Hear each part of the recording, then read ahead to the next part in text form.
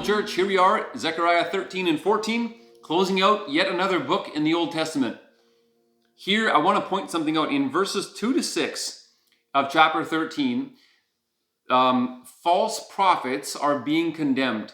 We should not be confused here thinking that these verses are now contradicting something that the New Testament, let's say in 1 Corinthians 12 and 14, encourages, such as prophesying.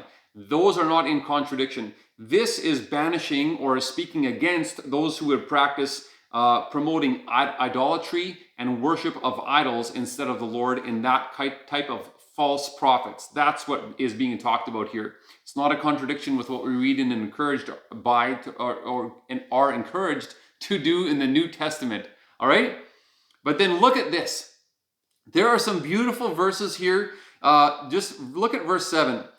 It talks about the words are spoken here, strike the shepherd and the sheep will be scattered.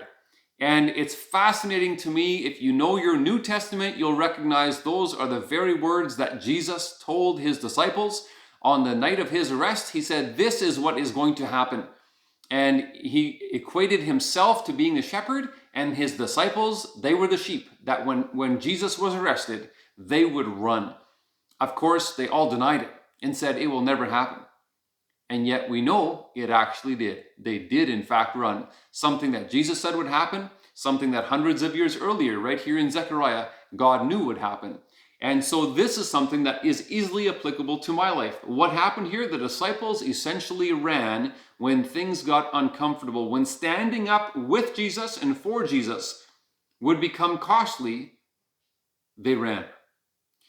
When things get uncomfortable for you and me today, are we those who run or avoid the uncomfortableness and prefer rather to not stand up for Jesus than get uncomfortable for him? We need to spend some time with Jesus and say, Lord Jesus, am I willing to get uncomfortable in standing up for you?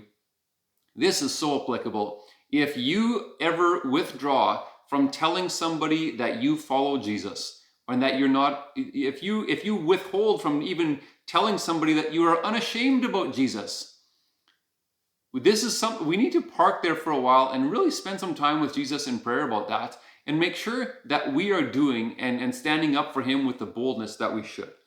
And then in chapter 14, this is fantastic. I love this chapter because it helps me daydream about the great and coming, terrifying, awesome day of the Lord when he comes back the second time. And this chapter really helps us imagine that day well. If I look at verse 12 to 15, they describe something that makes me realize how true it is, exactly what Kevin said yesterday, that the church of today has not replaced Israel. Because look at this. In verse 12, the Lord is striking the nations that were fighting against Jerusalem. It's like he's still enacting in the future a day that had still not happened. He is enacting what he promised in Genesis chapter 12, that he was going to bless those who bless Israel and curse those who curse Israel. He is enacting that. There's still a distinction about Israel in the future. And yet, look at how terrifying that will be for those who stand against it. Their flesh, their eyes, and their tongues will rot while they're standing. This is a terrifying picture. And yet, from those same nations, in verse 16 to 19, the survivors of those nations will come and worship the Lord because Jesus is going to be the King. In verse 9, it says there will be one Lord. His name will be the only name. He's going to be the King of the whole earth. That is going to be an incredible, incredible day. And we obviously want to be those who come to him willingly, submitting to him as King. And then look at what it says in verse 4. On that day, his feet will stand on the Mount of Olives. East of Jerusalem, the Mount of Olives will be split in half, forming this great valley, half the mountain moving north, half moving south. And Jesus' feet will stand on that Mount of Olives. This is fascinating when you consider what it says in Acts chapter 1. When Jesus ascended after his death and resurrection, he was talking with his disciples, and then he ascended. You know where he was when he ascended? He was on the Mount of Olives. And as he ascended, the disciples were looking up, and then these two men appeared and said, Jesus is going to come back in the same way that you saw him leave and go up from the Mount of Olives. He's coming back in the same way. Exactly what Zechariah 14:4 prophesies, that he is going to come back and his feet will stand on the Mount of Olives and causing this magnificent day to happen. This should fill us with an awe and wonder about that great coming day of the Lord. And allow yourself some time with Jesus today to park on the things that this chapter describes.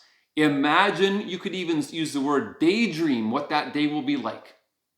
And then, as you daydream about that day, ask Jesus this question: Lord Jesus, if I really believe that day is coming, help me to get ready and help me to get others to that same place as well. Because then in that place where we believe that day is coming, that belief should then translate into how I live today and tomorrow and the rest of my life, getting ready for that day.